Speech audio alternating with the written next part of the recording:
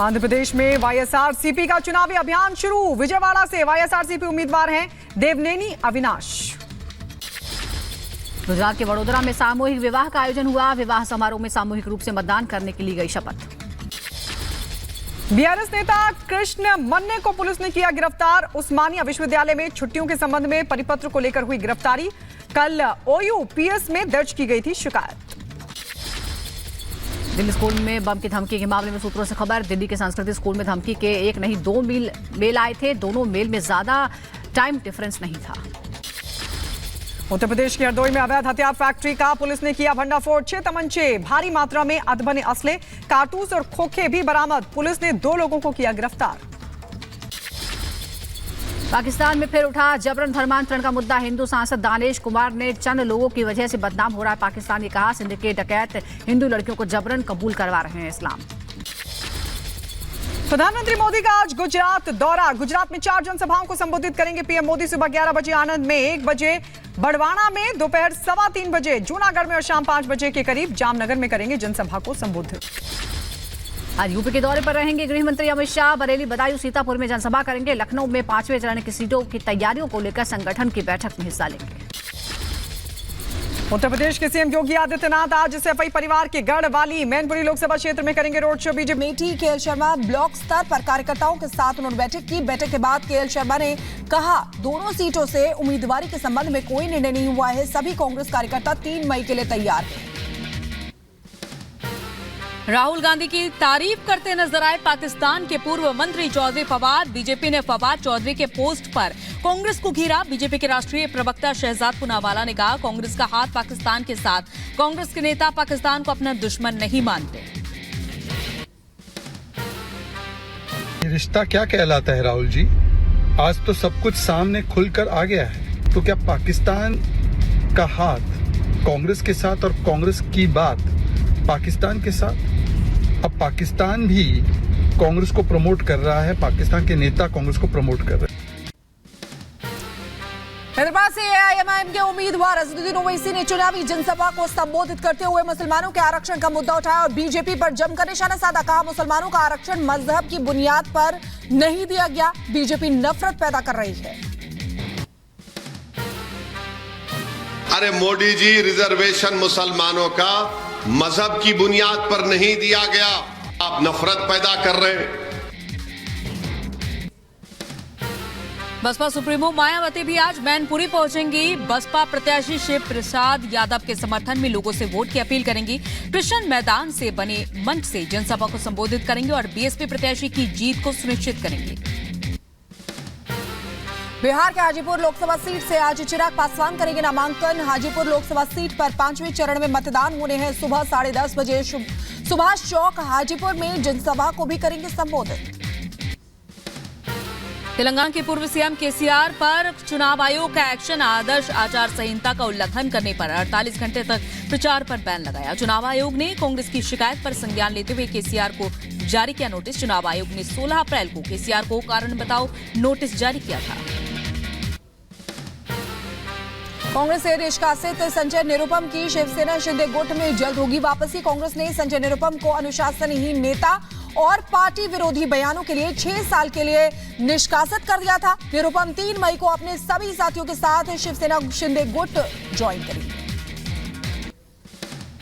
गुजरात के वडोदरा में सामूहिक विवाह का आयोजन। विवाह समारोह में सामूहिक रूप से मतदान करने की शपथ ली गई। जम्मू कश्मीर के राजौरी में पीडीपी प्रमुख महबूबा मुफ्ती ने किया रोड शो। अनंतनाग राजौरी से लोकसभा उम्मीदवार हैं महबूबा मुफ्ती। लोकसभा चुनाव को प्रभावित करने के मकसद से सर्कुलेट हो रहे डीप फेक वीडियो पर रोक की मांग को लेकर आज दिल्ली हाई कोर्ट सुनवाई करेगा। याचिकाकर्ता ने इसके लिए चुनाव आयोग को निर्देश देने की मांग की है।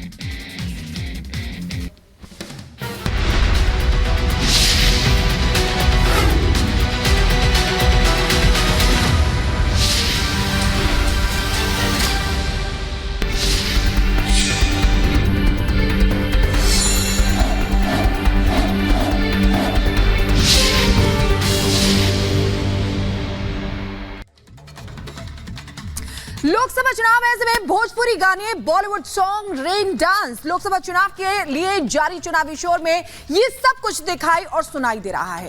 अपने अपने तरीकों से वोटरों को लुभाने की कोशिश की जा रही है। आपको दिखाते हैं कि नेताओं से लेकर अभिनेताओं की जुदा तस्वीरें।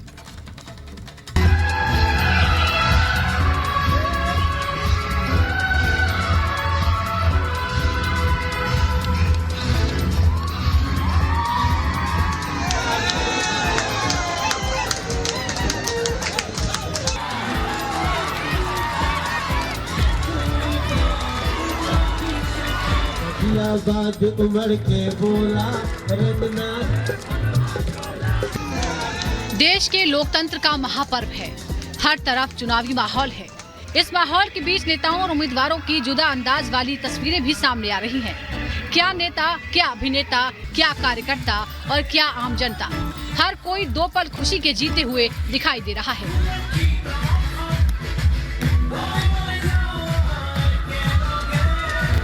लोकसभा चुनाव के लिए 2 चरणों का मतदान संपन्न हो चुका है। 5 चरणों की वोटिंग बाकी है। ऐसे में अपनी अपनी पार्टी और उम्मीदवारों के लिए प्रचार किया जा रहा है। इस चुनावी थकान के बीच बॉलीवुड सुपरस्टार गोविंदा अपना सिग्नेचर डांस करते हुए भी दिखाई दी।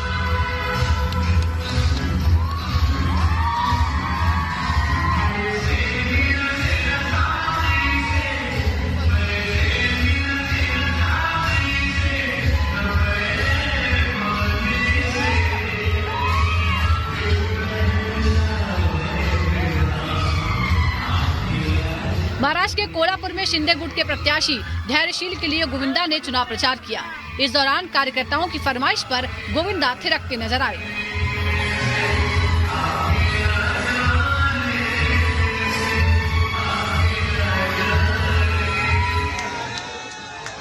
सुपरस्टार तो सुपरस्टार, खुद उम्मीदवार भी जनता के बीच थिरकने लगे। पुरी में संबित पात्रा नामांकन के लिए पहुंचे थे। इस दौरान वो एक बुजुर्ग महिला के साथ लोग नृत्य करते हुए दिखाई दिए।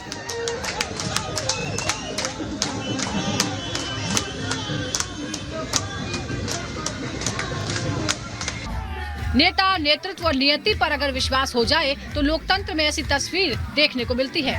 तस्वीरें असम के मुख्यमंत्री हिमंता बिस्वा शर्मा की है, जो अपने बयानों और फैसलों के लिए जाने जाते हैं। लेकिन हिमंता का जनता के बीच वाला ये रेन डांस सोशल मीडिया पर जमकर वायरल हो रहा है।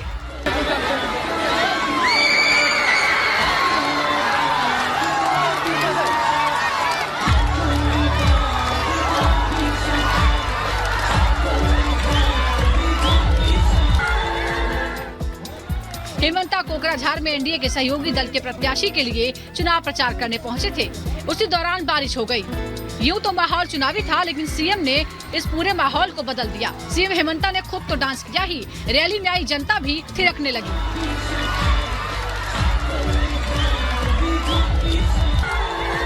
हिमंता की आम जनता के बीच अच्छी पकड़ है और शायद यही वजह है कि उनके जुदा अंदाज पर जनता फिदा है।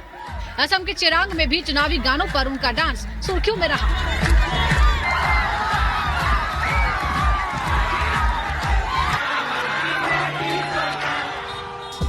मौका कोई भी हो, हर जगह भोजपुरी तड़का नजर आ ही जाएगा।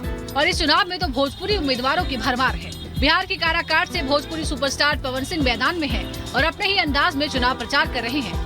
रिपब्लिक भारत से बात करते हुए सुनिए कैसे अपने लिए वोट मांग रहे हैं। काकी चाची दादी बात रखी याद, आइल काराकाट तो हर पवनवा मांगेला घूमी घूमी, आशीर्वाद मांगेला घूमी घूमी।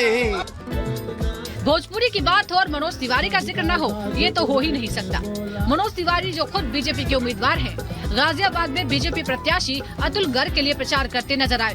अतुल गर्ग के लिए मनोज ने भोजपुरी गाना गाकर वोट मांगा। भारत हर्षा कर बोला, रंगना है भगवा चोला, भगवा चोला। हर सड़क बनेगी, पुल भी बनेगा, होगा बम बम भोला। लोकतंत्र के इस महाउत्सव में सभी अपने अपने तरीकों से चुनाव प्रचार में लगे हैं। कुछ दिन पहले ही कुछ नेताओं की तस्वीरें सामने आई थी, जिसमें कोई खेत में घास काट रहा है तो कोई दुकान पर समोसे तल रहा है। ये चुनाव है और जीत के लिए सब कुछ करना पड़ता है। Bureau report, republic Bharat. Azad Umar के बोला रंगना। तो चुनाव प्रचार में सभी के अलग अलग रंग देखने को मिल रहे हैं और इधर अब बात करते हैं संजय निरुपम की, जिन्होंने कांग्रेस छोड़ने के बाद अपना नया सियासी ठिकाना भी ढूंढ लिया है। देखिए 1 मिनट में पूरी रिपोर्ट।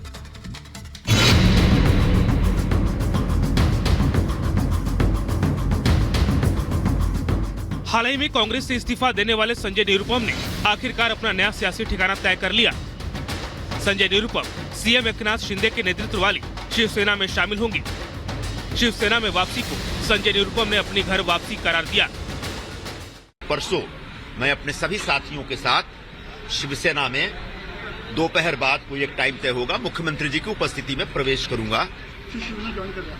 हाँ, प्रवेश करना मतलब ज्वाइन करना ही होता है। जब पार्टी ज्वाइन करेंगे तो पार्टी के जितने भी उम्मीदवार होंगे, सारे उम्मीदवारों के लिए जोरदार तरीके से प्रचार किया जाएगा और शिवसेना का एक एक उम्मीदवार चुनकर के आए, इसके लिए पूरा प्रयत्न किया जाएगा। हालांकि संजय निरुपम ने यह भी साफ किया कि वो इस बार का चुनाव नहीं लड़ेंगे और शिवसेना उम्मीदवारों को जिताने के लिए काम करेंगे। Bureau report, republic Bharat.